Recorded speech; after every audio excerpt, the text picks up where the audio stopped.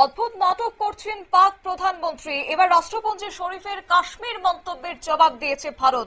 রাষ্ট্রসংঘের সভায় কাশ্মীর নিয়ে ফের একবার মিথ্যাচার, শেহবাজ শরীফের এবং জেহাদিদের সমর্থন ও সিন্ধু চুক্তি নিয়ে নয়াদিল্লিকে আক্রমণ। পাকিস্তানের প্রধানমন্ত্রীকে নির্লজ্জ বলে অপরদিকে পাল্টা তোপ দাগলেন ভারত। যাব বিস্তারিত আমাদের সঙ্গে যুক্ত হয়েছে প্রতিনিধি সৌম্য মুখোপাধ্যায়। সৌম্য, কি জানতে পারছো? দেখো, রাষ্ট্রপুঞ্জে বা রাষ্ট্রসংঘের সদর দপ্তরে সাধারণ সম্মেলন চলছে। সেই উপলক্ষে বিভিন্ন রাষ্ট্রপ্রধানরা তাদের বক্তব্য রাখেন।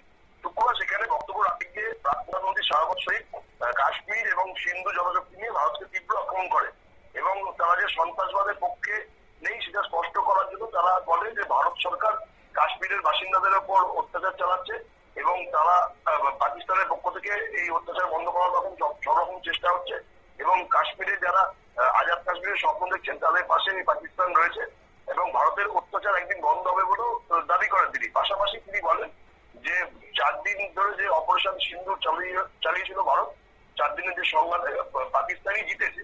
আর এটার পরেই ভারতের কূটনৈতিক যিনি রাষ্ট্রসংঘে ভারতের রাষ্ট্রদূত হিসেবে কাজ করেন তিনি পিটাল গোলাট, তিনি তীব্র আক্রমণ করেছেন শাহবাজ শরীফকে। পরিষ্কার বলেছেন যে গোটা বিশ্ব দেখেছে যে পাকিস্তানের বহু বিমান ঘাঁটি ধ্বংস হয়েছে অপারেশন সিন্দুরের সময় এবং পাশাপাশি পাক প্রধানমন্ত্রী দাবি করেছেন যে তারা সন্ত্রাসবাদের পক্ষে নয়, সেটা লাদেনকে তাদের দেশ থেকে ধরার মধ্যে দিয়ে সারা বিশ্ব জানতে পেরেছে। তাই তিনি যে আজব নাটক করছেন এইটা তার নির্লজ্জতার প্রমাণ। তিনি একজন নির্লজ্জ মানুষ এবং গোটা পাকিস্তানি নির্লজ্জ।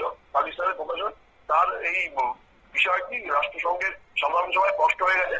তাই তিনি যেভাবে মিথ্যাচার করে গেলেন ভারত তার উপযুক্ত জবাব জায়গা মতো দেবে এবং এই বিষয়টি নিয়ে রাষ্ট্রসংঘের মহাসচিবের দৃষ্টি আকর্ষণ করেন যে পাকিস্তানের প্রধানমন্ত্রী একা রাষ্ট্রসংঘের মতো মঞ্চকে ব্যবহার করে যেভাবে মিথ্যাচার করছেন এবং সন্ত্রাসবাদের সপক্ষে দাঁড়াচ্ছেন তাতে আগামী দিনে পাকিস্তানের ওপর যদি কোন রকম কোনো কড়া পদক্ষেপ ভারত নেয় তাহলে যেন ভারতকে গোটা বিশ্ব দায়ী না করতে পারে। কারণ একাধারে তারা সন্ত্রাসবাদকে সমর্থন করছেন, লাদেনকে আশ্রয় দিচ্ছেন, টিআরএফ কে আশ্রয় দিচ্ছেন, আবার অন্যদিকে রাষ্ট্রপুঞ্জের মতো মঞ্চে দাঁড়িয়ে তিনি বড় বড় কথা বলছেন। ভারত যদি এর যোগ্য জবাব দেয় তার জন্য দায়ী কিন্তু পাকিস্তানের প্রধানমন্ত্রী এবং ইসলামাবাদই হবে। ধন্যবাদ।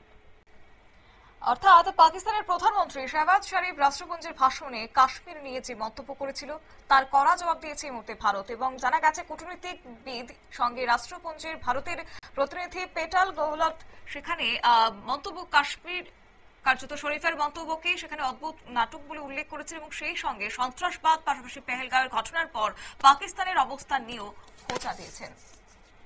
নিয়ে নিচ্ছি ছোট্ট একটি বিজ্ঞাপন বিরতির সঙ্গে থাকুন।